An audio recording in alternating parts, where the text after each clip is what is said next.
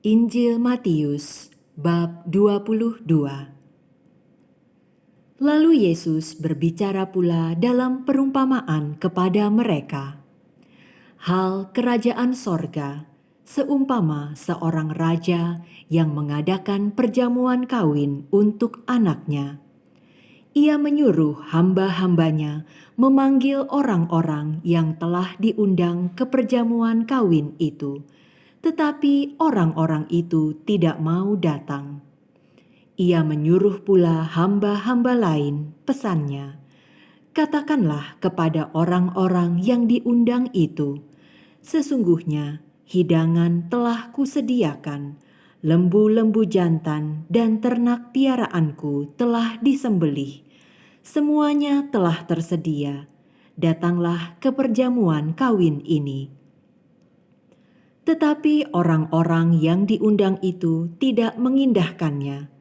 Ada yang pergi ke ladangnya, ada yang pergi mengurus usahanya, dan yang lain menangkap hamba-hambanya itu, menyiksanya dan membunuhnya.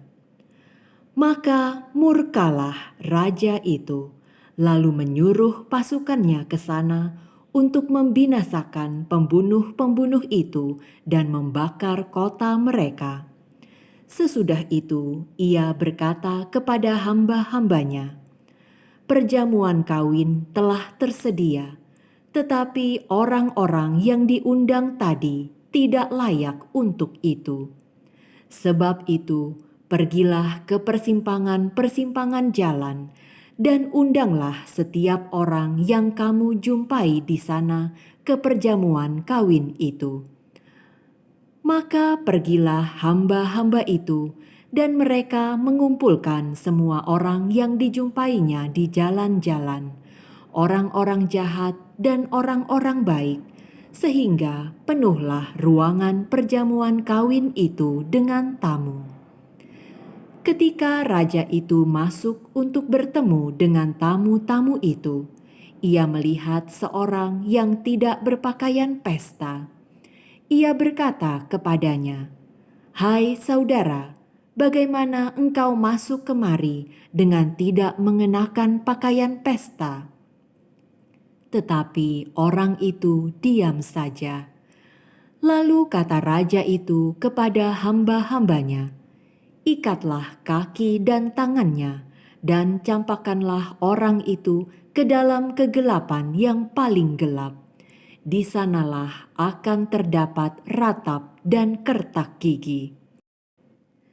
Sebab banyak yang dipanggil, tetapi sedikit yang dipilih." Kemudian pergilah orang-orang Farisi. Mereka berunding bagaimana mereka dapat menjerat Yesus dengan suatu pertanyaan. Mereka menyuruh murid-murid mereka bersama-sama orang-orang Herodian bertanya kepadanya, "Guru, kami tahu engkau adalah seorang yang jujur dan dengan jujur mengajar jalan Allah, dan engkau tidak takut kepada siapapun juga, sebab engkau tidak mencari muka. Katakanlah kepada kami pendapatmu. Apakah diperbolehkan membayar pajak kepada kaisar atau tidak?" Tetapi Yesus mengetahui kejahatan hati mereka itu, lalu berkata, "Mengapa kamu mencobai aku, hai orang-orang munafik? Tunjukkanlah kepadaku mata uang untuk pajak itu." Mereka membawa suatu dinar kepadanya. Maka ia bertanya kepada mereka, "Gambar dan tulisan siapakah ini?" Jawab mereka, "Gambar dan tulisan kaisar."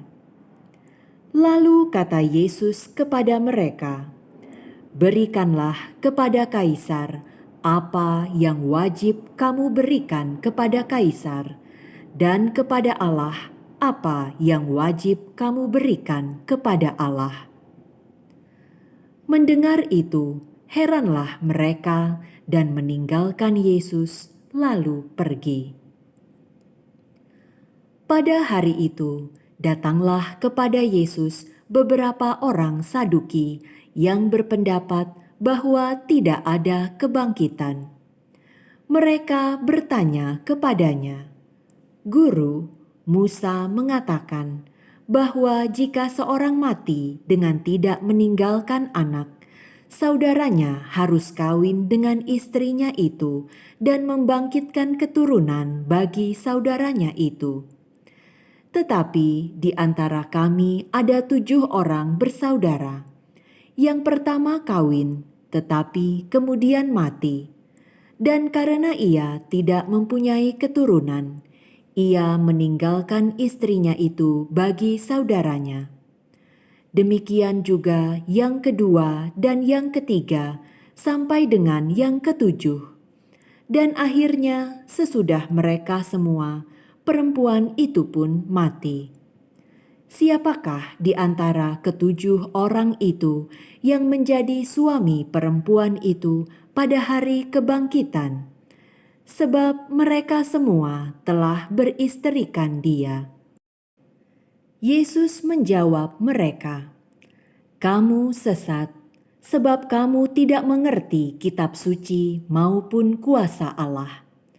Karena pada waktu kebangkitan, orang tidak kawin dan tidak dikawinkan, melainkan hidup seperti malaikat di sorga. Tetapi tentang kebangkitan orang-orang mati, tidakkah kamu baca apa yang difirmankan Allah ketika ia bersabda, 'Akulah Allah Abraham, Allah Ishak, dan Allah Yakub'? Ia bukanlah Allah orang mati, melainkan Allah orang hidup." Orang banyak yang mendengar itu takjub akan pengajarannya.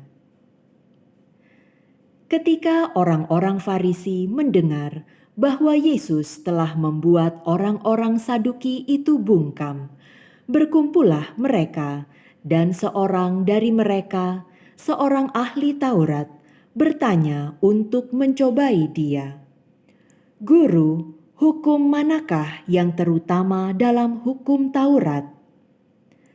Jawab Yesus kepadanya, "Kasihilah Tuhan Allahmu dengan segenap hatimu dan dengan segenap jiwamu dan dengan segenap akal budimu.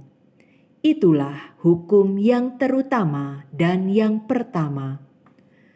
Dan hukum yang kedua yang sama dengan itu ialah, kasihilah sesamamu manusia seperti dirimu sendiri. Pada kedua hukum inilah tergantung seluruh hukum Taurat dan kitab para nabi."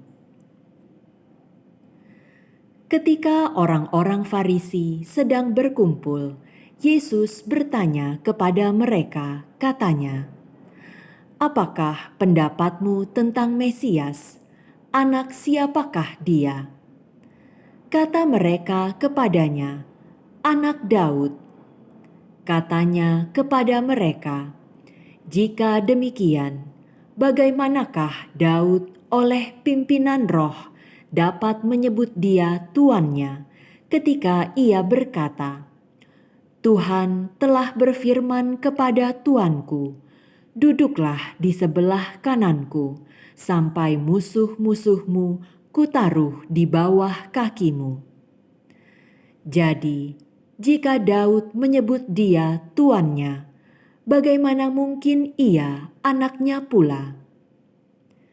Tidak ada seorang pun yang dapat menjawabnya, dan sejak hari itu tidak ada seorang pun juga yang berani menanyakan sesuatu kepadanya.